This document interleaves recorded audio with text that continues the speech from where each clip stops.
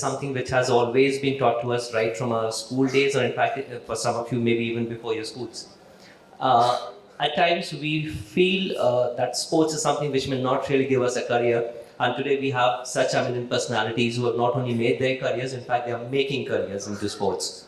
So, sports business is something which is definitely coming up as a profession and as a passion as well, because any profession cannot be existing without a passion to it. And who can be a better person than Abhijit sir himself over here sitting, whose family is into the whole thing coming up from slum soccer and making, like as rightly said by him, we build pyramids. So it's like building people right from the bottom, and people like him, and he's also here, Neel and Yash is also here. So who make them grow in their careers and make new opportunities for themselves. So before I take more of your time, because 40 minutes is really less to hear from such people and to know more about the opportunities which might come your way, I would like sir to speak first. You'll have to mind my very thick American accent. So Vishal kind of touched on it. Many of us, we all love sports. I grew up in California playing sports. Playing all sports, but football became my passion.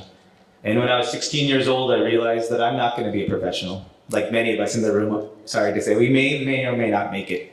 So how do I stay connected to sports the rest of my life?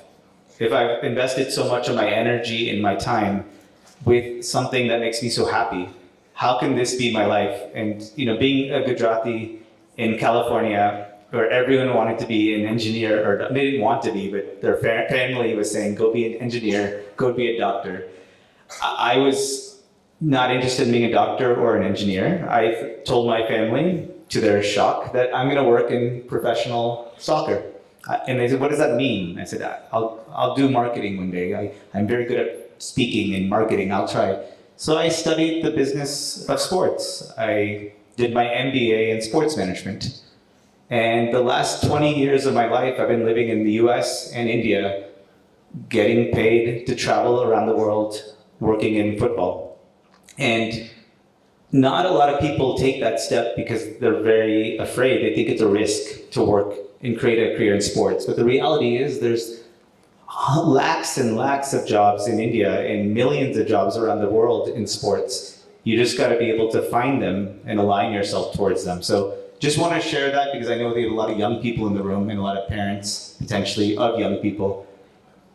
Sports is an incredible career pathway, but you do need mentorship and some guidance to figure out how to make this fascinating industry a full-time career. This is just a bit what he probably would have shared to begin with, but I would like you also please share some insights towards, because cricket has always been known for men, but how and what exactly inspired him to bring out women also into the cricket? With me, it's been more of an accidental entrepreneurship into sports. Unlike Neel, who clearly had this goal, or with Abhijit, with me, I don't think so. I played any sport on a professional level. It was always that I last played in my 9th grade and then everything was done. But post, say, 2017, when the Indian women's cricket team reached the finals of the World Cup, that was when I thought, I was following that particular tournament, and I saw that there is a lot of disproportionate men's game that's happening with cricket, especially. With the other sports, maybe the women slightly had an upper hand in a lot of other sports. But with cricket, it was always that it was men, because they take a lot of the sponsorship, everything, and they've been guided for like 30, 35 years. That was when I thought that, okay, let's do this for the sake of it. I never started it that I want to make this a venture or I wanted to make money out of it. I was working comfortably somewhere else. And then a lot of things changed and I saw that this has a lot of potential. And that was my reason to start Women's Cricket Zone and to promote and do storytelling in women's cricket as such, so that the voices which are there, which haven't been heard. So for example, if you go out and you see that, okay, Virat Kohli, maybe there are more than 10,000 articles already written, and there is still something that's remaining. But a counterpart of his may not even have 100 articles to a name. I think so that has changed a lot in the last 5 years. We recently, in the last month or so, we've seen the announcement of a women's IPL, 13 years, 14 years after the men's IPL rather. And we've seen that there is a pay parity now coming up by the BCCI. So there is a lot of things that have changed over time. With me, it was never that I wanted to do some business or I wanted to do a business in sports. But yeah, the last 5 years have taught me a lot. Certainly. New opportunities, how to find them and how to make careers out of them is what something you can look up to him. Sir, who has always been there in Nagpur, and how exactly he has followed his passion and his tradition of the family to build up a football team out of nowhere, because India is more known for its cricket and cricketing teams, but football is something still not very popular amongst us. But how he has inspired and how he himself got inspired to let Nagpur boys do all these things, and in fact now all over India, I would say. So please enlighten us about something. I think for a lot of students sitting here, the age of our organization may be slightly more than the people sitting here. Let me start with a simple story that,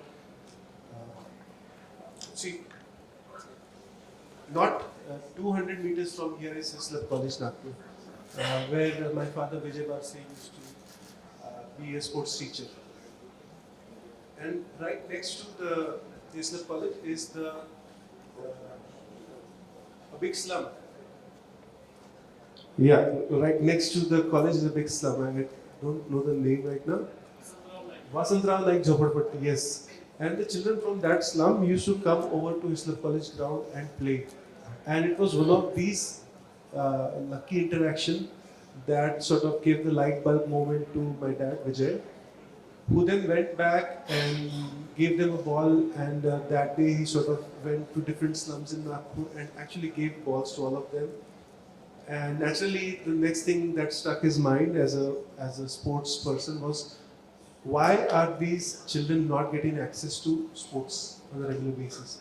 Instead of getting stuck on that particular question, कि इनको मिलता क्यों नहीं है, he started being part of the solution. He started by conducting the first slum soccer tournament, as I said, not 200 meters from here. And yeah, as you all know, March 4th this year was when June was released. So for me, it is sort of coming to a full circle. As far as my engagement in this whole program is concerned, it's more like a thing that I could ignore no longer. I have an educational background that actually is not aligned with what I am doing right now. But that also should be encouraging to others, because you cannot define yourself just by one particular path or one particular direction. You need to always constantly question yourself as well. And this is exactly what happened. I was seeing the positive impact of sports that on multitude of boys and girls who would come, take part, and then make something out of them. And it was very hard for me to resist being part of something this big. And today, I am heading this organization for more than a decade. We have programs. We have multiple change leaders who are very capable of putting these ideas across to many people. We have students who have come through our program and are now pursuing their professional degrees in sports and in other verticals. So truly, I believe in the power of sports to become not only a change maker for an individual, but for a whole community. Certainly an inspiration not only for we Nagpurians to be proud of, but I believe the entire India, and I'm pretty sure this will go even for the globe, to bring out talents from every part and corner of the city and country, and in fact even the world. And when we have mentors like Yash and Neel as well, I'm sorry, very bad with names, so I don't, I get often confused with the names at times. So please excuse me for that. Okay, so I believe something more, because he is not only into sports but also into academics as to make careers into sports management, sports business. And that is something which is coming up not only as an opportunity, because we youngsters nowadays are looking out for more business opportunities, not only traditional business opportunities. In fact, I've seen, because coming from business families, most of us, we tend to not really follow what our parents are following in their own businesses. So we tend to create new opportunities for ourselves. And sports management is something which is still very niche. And when he's rightly said that women's IPL may also soon come up, more teams are coming up into the things, and it's being more paid professionally, because we've got a lot of opportunities into sports. So what are the other opportunities which may come up in the future? Not only at the top level, I would say, even for those who probably would just want to begin their careers, or something to start with.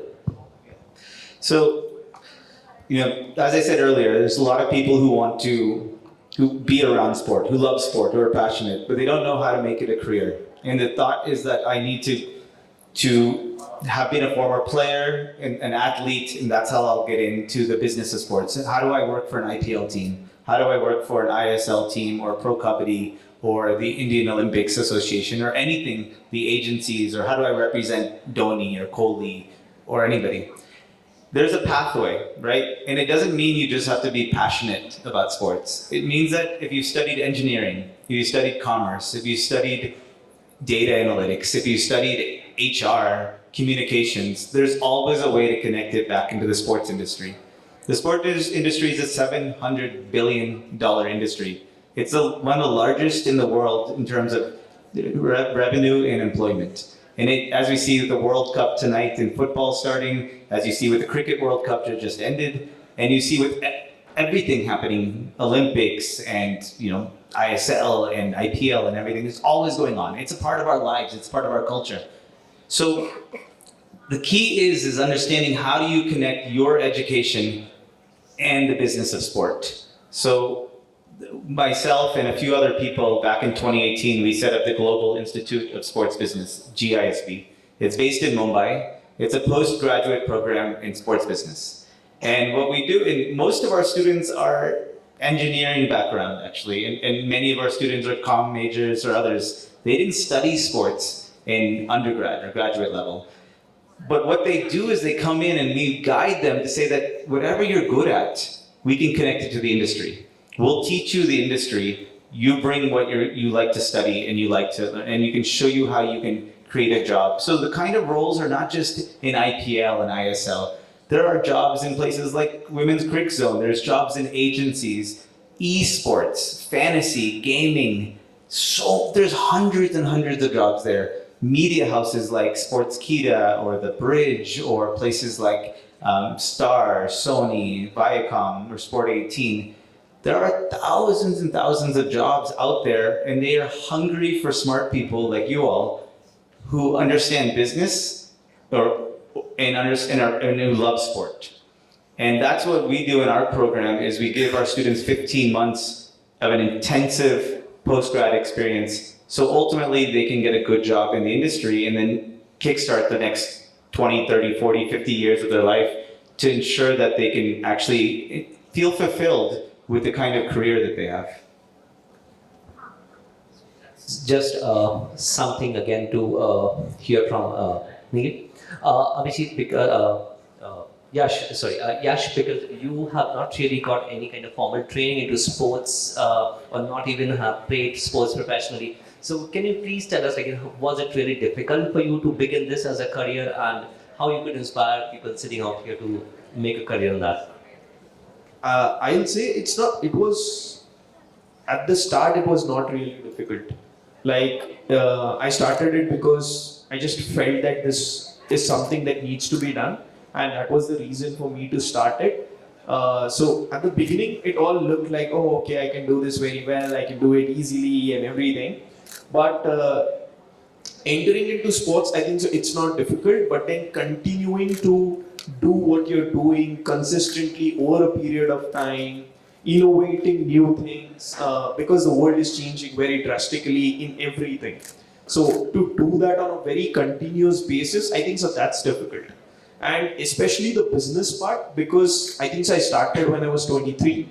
So at the age of 23, I probably did not know legal, I couldn't read contracts, I couldn't check the audit reports. I couldn't do a lot of things. Now I feel that okay, was I too young to do all this? Maybe I was, but the younger you are, the more easily you can learn all these things. So I think so. The age helped me to do all this at a very quicker pace.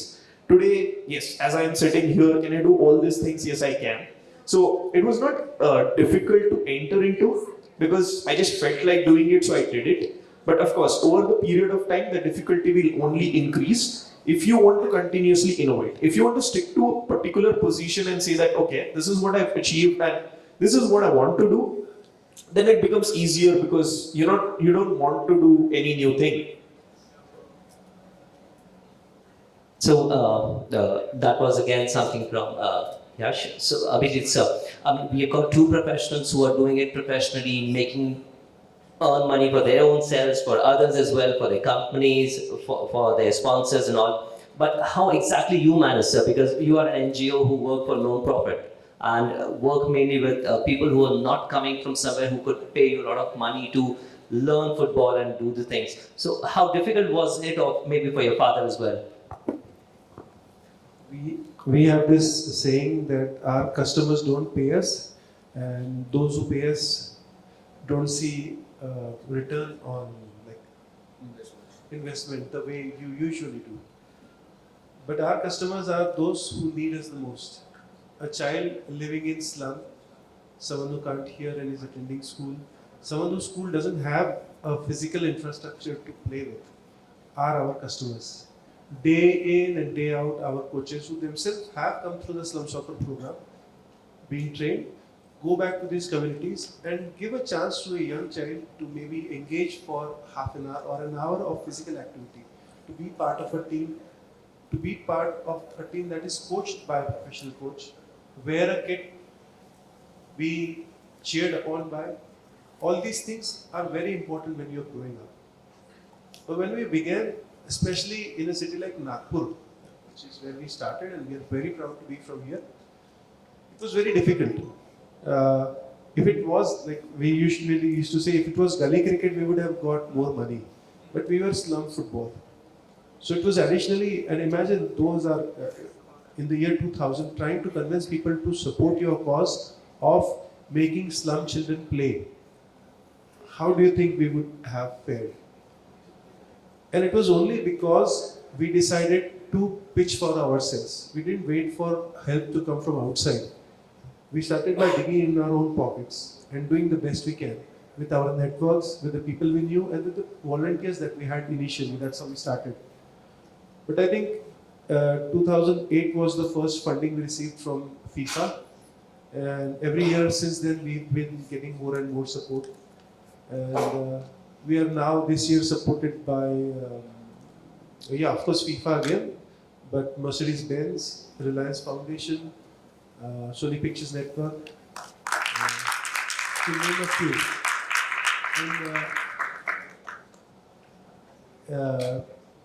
And it's not just these particular individuals, but many from Nagpur also who come and donate directly to us. Sometimes it's kids, sometimes it's their time. We get volunteers who just want to help us conduct tournaments. So we really appreciate that. It's been growing slowly, but we have a growing number of individuals from Nagpur who would come and say, like, do you want help organizing this type of event? And we do that. So it's not just one type of support that we get. Being from Nagpur made me more proud today, frankly speaking. While watching the movie Jund, of course, that made me more proud to see the entire Nagpur city, the grounds, the bus stops, and I can see the Birdy area and all of the slums and other places. But today, sitting and sharing the dash with such a person itself makes me more proud of myself as well today. But I'm sure a lot of people now must be having questions because this is something at least we Nagpurans would want to know more about as to how we can get more exposure to this as a career opportunity. So anyone who has any questions, please feel free. Being myself a badminton player since a long period of time, I've always witnessed that I have encountered with the players from other countries too. What they are having is the facilities in school, like indoor gymnasium, wooden courts, wooden basketball courts, badminton courts, swimming pools, etc. So you are yourself from United States. You do know that there are facilities. But India, we have we have to complete a school, college, then we have to go for sports. So that's where I've seen in a course of time that people or the sports persons I've been with, even myself, we have to leave sports because we are dedicating separate times, 8 to 10 hours. So my question to you is like, are there any efforts taken by the people like you for building the infrastructure in schools and colleges of India so that a student of India don't have to put an extra effort outside their academics and they can kickstart themselves in sports? Okay, thank you. Yeah, that's a very important and critical question. So I moved to India in 2009. I spent the last 13 years traveling around the country, understanding the sports landscape the best I can. And 100% what you're saying is a real challenge. And it's not something we can do overnight. What our friend is saying is that in schools, there's not the greatest facilities for sports. So then you have to choose academics or sport. And a lot of times we're pushed fully into academics and sport becomes a thing of the past. We can't take it up seriously. So I'll give you two answers. And one of the things I realized in India is that what we're missing is people who are making decisions who really understand the challenges of sports in India, who can think strategically, who can think sustainably. So one of the reasons why we set up GISB is so my students can one day be the future leaders of the industry to invest not just at the professional level, but invest in school sports and facilities and environments that help people grow. That's one. That's going to take a while. But the other part of it that's encouraging is in my travels around India, there's a lot of private people now. Like let's say there's a group called the Jain Group. The Jain Group is based in Bangalore. They've created something called the Sports School. And I've been there recently. The Sports School is a K through PG school that is completely putting 50% in sports and 50% in academics. So they have a beautiful football pitch, a beautiful cricket ground, amazing badminton courts, tennis courts, and they tied up with the NBA basketball schools, La Liga or Bangalore FC. They tied up with cricket. So if you go to that school, you actually, if you're missing you're forced in a way to go to play sports as much as you're forced to go to academics. And they put the same level of importance. In India, it's one of these countries that if a couple of people set up a good model, others will emulate that. Others will take that model and try to make it work. So if people can see that the sports school is not only producing athletes, but also making money, enough money to sustain, many other private players in India will do that same thing. And that's one of my jobs is I don't have the money to keep doing that, but I have the mouth to keep telling people about it. So your question is important because every time I meet anybody with money who wants to do something in sports, I say, don't put it at the top level. Don't just buy an ISL team or something. Build these types of educational institutes that's going to allow more young people to have access to the best facilities possible so they can not only get their education, but they can develop as athletes. Let me add to that. So he told from a very private perspective, like from a private funding and how it can be done. From the government side, what I know is that there are more than 400 Sports Authority of India centers that have been started at various places across the country, and the aim is that in the next 3 to 5 years, every district in the country has a Sports Authority of India center, wherein all these facilities of swimming, gyms, marathon tracks, everything is available so that maybe not at the school level, but at the district level, all the people interested in sports can go anytime and can take professional training, can use the facilities available so that we can get into the right direction. Yes, it has taken us a lot of time and we are nowhere close to say the US or the China, but we're trying to get there. My question is that, sir, like sports is treated as one of the Department of Physical Education. It's one of the departments in each and every college. Everyone know about that. And in this, we only played for our physical stability and physical availability. And we are only taught that in engineering or commerce, be it any branch, we are only taught that once we pursue our engineering, we'll get into companies like be it software or hardware or some government company or PSU, etc. But we have never been taught that this is one of the fields, like sports business is one of the fields who even recruits you based upon pursuing your degree. Like I didn't even know that I'm into sports. I play badminton and table tennis at certain professional level. I don't say that I'm a pro in it, but I'm a mediocre player. But yes, I didn't even knew about this, that even GISB or any such company even recruits people on this base. So why is that a shortage or a limitation in our country, that after pursuing our college, after pursuing our graduation, we don't get recruited directly as campus placements, etc. All areas of sporting ecosystem. The challenge is that not enough people in a country of 1.4 billion people have become sports management professionals themselves to mentor and guide and make aware students about this pathway. So I travel extensively telling this. I've done these TED Talks to talk about this. I'm still living in India while my family's living abroad, just because I believe I want every young person who wants to work in sports to get that opportunity to know about it and pursue it if they want to. But now it's your job. You heard it. You tell 100 people now. And if you want to apply for our institute or another one, please get in touch. And I'm more than happy to. We have a girl from Nagpur in our program just now, a young female who's so passionate about doing something in sports. She found out by Googling sports management, and she found our program, she joined, and she's fantastic, and she'll be a leader, and one day hopefully come back to Nagpur and do something meaningful. So why can't you be that person, and you'll be the inspiration for hundreds more, if not thousands, in Nagpur to do the same thing. Quick question, you guys are mostly into, I guess, football as well, okay. I just want to know what happens to sports which are so much on the margins, like, for instance, you have all these leagues for hockey, you have kabaddi also, and then of course cricket and so many other sports, but badminton also. But what do you think is the future for, let's say, cycling or swimming on that level, in getting into that $1 billion league? Do you have any insight into that since you're in this field? I'll just quickly, share my thoughts is that when these private institutes like JSW, right now they have Inspire Institute of Sport. So Neeraj Chopra, who's a javelin athlete, was trained there. And what happens is now that he's gotten the gold medal, it's really opened up. When Abhinav Brindra won the 2008, in Beijing, they got the gold medal. Shooting became big in schools around India. So it's a weird system in India, actually, because we sometimes need somebody to be good at the top to have the investment come at the bottom.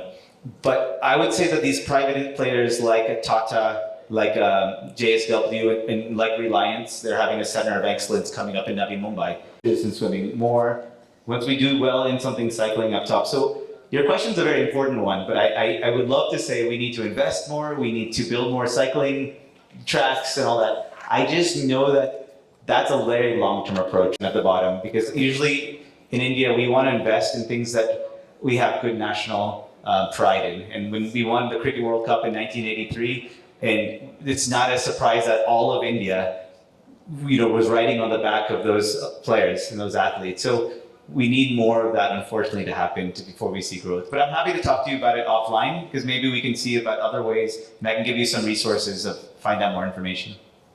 So 2 pointers to add to this particular thing. One, yes, so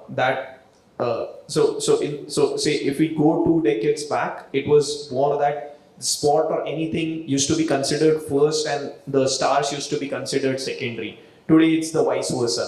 So a badminton is defined by PV Sindhu. If she doesn't play a tournament, no one watches it. So that's how the situations have changed. So till the time we are not able to create a star in each particular sport, the chances of people watching it are going to be less. But at the same time, as he mentioned rightly, that we need to invest in the bottom of sport. That's where I think so the work is already on. So the next big thing that we're going to see is there are these Khelo India games across the country, district level, state level. So the first thing that the government is planning to do is live streaming each and every match of each and every sport across the 20 plus sports that we play in Olympics, so that each thing is visible. So that, for example, if your daughter or your son is playing any particular tournament, you're going to watch it, and say 10 other relatives are going to watch that particular thing and they're going to share it. So automatically that particular sport is being shared by so many number of people, and automatically people in our circle who possibly do not know how even cycling is played at a professional level now come to know. So yeah, it's a process. Yeah, that's happening. I think just to add to what my friends have said is that there's already a grassroots movement going on. If you see the number of cyclists or Ironman that's happening in India, it's so promising, and they are not waiting for people to come. These are passionate individuals who have taken upon themselves. I know Mr. Amit Samar from Nagpur, who has revolutionized long distance or that sort of athletics, and yes, and he has so much of fan following here in Nagpur.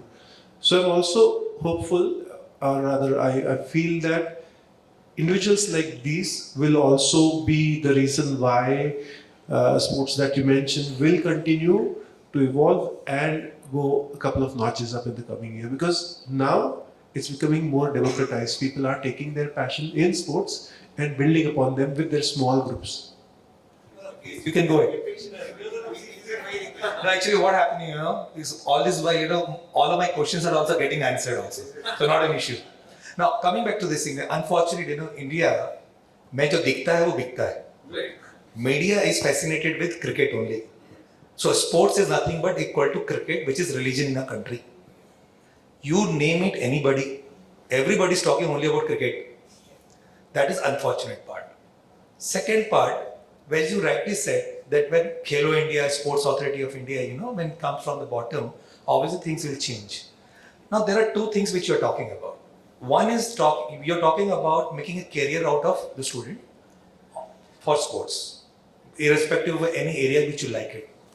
Second one is felicitating them by doing business, by providing the instruments, kits, whatever things are being required to do that. Now, if I really look at it, suppose if I'm not interested for doing and making, playing any games, but I want to do business of sports, I'm sure, I should be able to do it, right? So I really want to understand the depth of those particular business areas, because, we are totally dependent on those people, those who are importing products like Nike, Adidas, multiple companies, those are available.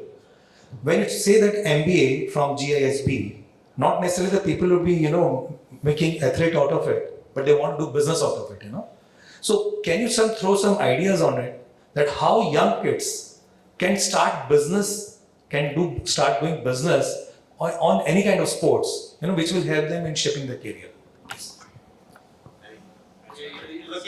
You're looking at one right next. But I'm happy I know that we're also running out of time, so I can also speak to you more offline. But there's two types of business you're talking about. One is setting up your own business, which is setting up kit manufacturing of apparel or equipment, or setting up a shop doing something. That's a particular business, which is also available with our students will learn. But the business I'm talking about is every industry, whether you work in the telecom industry or you work in the automobile industry or any other industry out there, you need HR, you need finance, you need law, you need marketing, you need legal, you need strategy, you need consultants, you need everything. So the sports industry is no different. When you sit inside of the IPL League office, you'll have people doing all those domains, functions. So what we're training our students in is, if you want to work in the business of sports, meaning that you want to go out and actually work in those offices of JSW Sports, Reliance Sports, Mumbai Indians, or Chennai Super Kings, or the Olympics Association, or Major League Soccer, Major League Baseball, this is how you can, the kind of work that you're going to do, and this is how you do it, basically. Now, what you're talking about is, well, Adidas, Nike, Puma, we're very big in India in terms of apparel. You'd be surprised that most of the people are now going with local kit providers. Even some of the biggest franchises in India, at least in football, are going with India-based organizations. Why? Because they figured out how to get the manufacturing to a particular amount. They've understood the market better, and they can find a quality product that's giving them margins in a way that works for an Indian supplier. A lot of the footballs and equipment comes out of Punjab. Why? Because whether it's Nivea or whoever it might be, have figured out how to do it. So there is that, but I'm happy to take that offline. There is a lot of work to be done. There's a huge gap, but I feel like in India you can create a sustainable business once you have your expectations right and you understand the market as well. So one of my friend, so basically he used to work with me say 3 years back, and recently, so his dad is in the government, is in the textile business. So what he did was he wanted to start say another Nike or another Puma or whatever. So he did that. So he started manufacturing his own products and everything. He started. So it's easy because you just now have an e-commerce website, you do all these things, you go to clubs, you go to academies, you do all this. And this guy, I think so barely 23, 24 years of age, recently made 50 lakh rupees worth of business in the first year. So this is in the garment business, this is in the textile sports business, wherein the apparel that he created, the gym wear or any wear that he created is on par with your Nikes or Pumas of the world or much even better. So my question is to Abhijit sir. I don't see Indian youths very serious in sports. I mean, Jay, you also can, Neel, you also can identify that there is a lack of passion for sports because Indian youth would pursue anything to earn money, not for passion.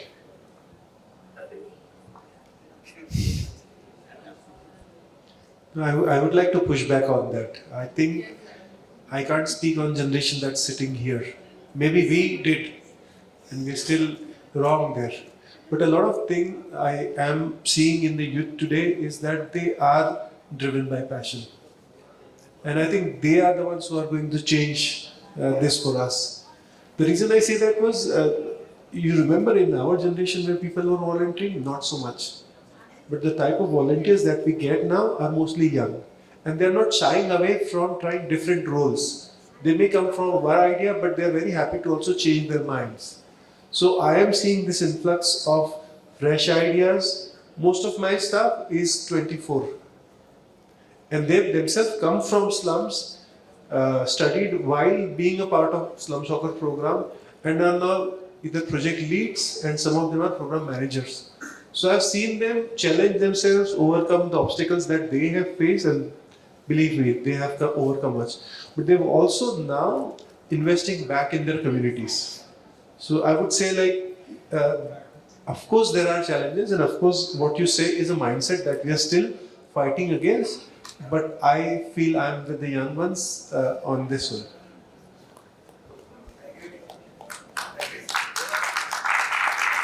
There's nothing really to add because he's right. I did to say that I came to India thinking it was just a cricket sport country. I came to India thinking that, people exactly the mindset that I've been hearing back in America from Indians who came over and moved there. Oh no, it's just people want to work, they can't have time for football or sports.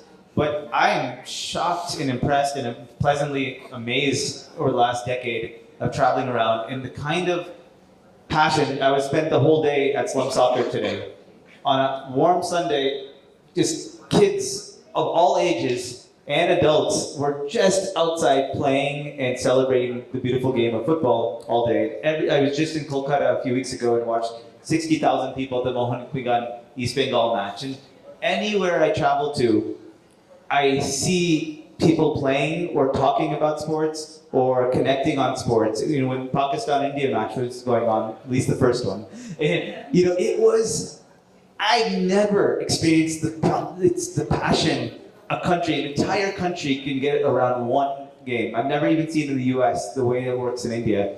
It's in our blood to be passionate about sports and to play, but where it gets twisted a little bit is we think that it can't become a career on or off the pitch because we need to have security.